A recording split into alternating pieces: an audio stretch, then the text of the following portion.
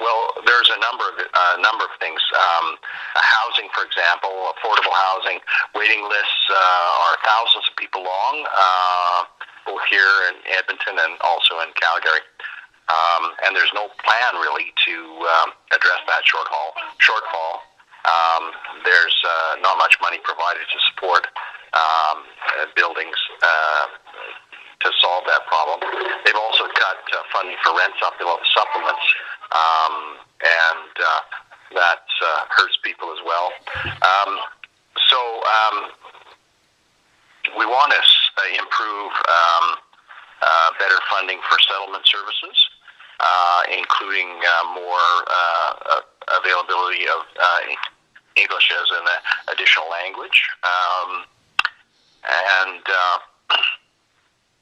we need to have more bridging programs for people with training qualifications in various professions and trades to be able to work in those areas once they're here. We also want to have faster recognition of foreign education experience and credentials for the professions that are under provincial legislation. The government, I think, could probably require those professions to do more. Some are actually doing quite well, nurses and nursing and engineering being a couple of the better ones, but others, like physicians, are much slower and more difficult. So I think that that's an issue, getting credentials recognized from other countries. I think we could do a better job with that.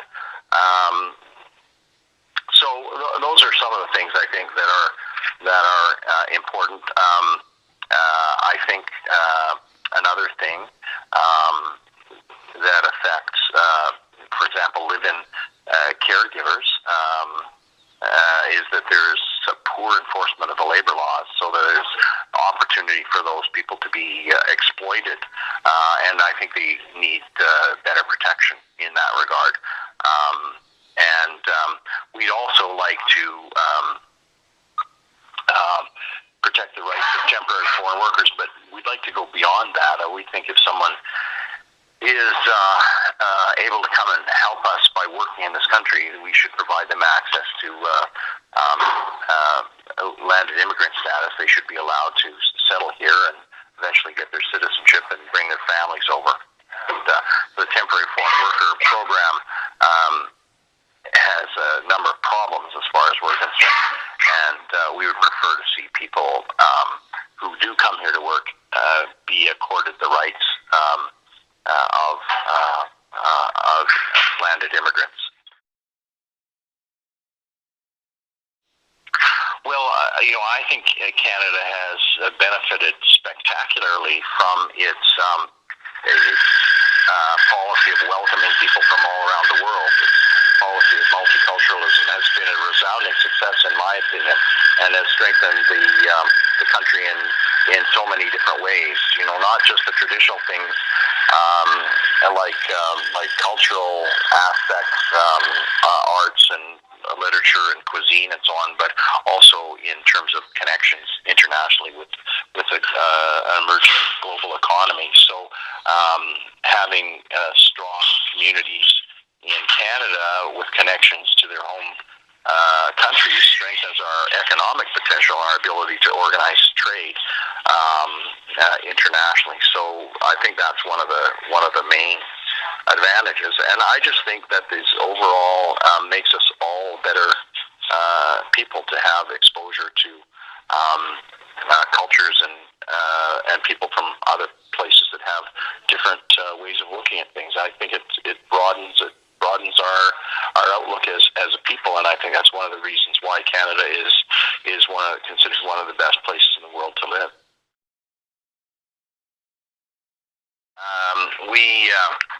We're proposing a $50 million fund to encourage local communities to work together to revitalize existing communities. And there's a real important, it's very important that also have a cultural component, because these communities are not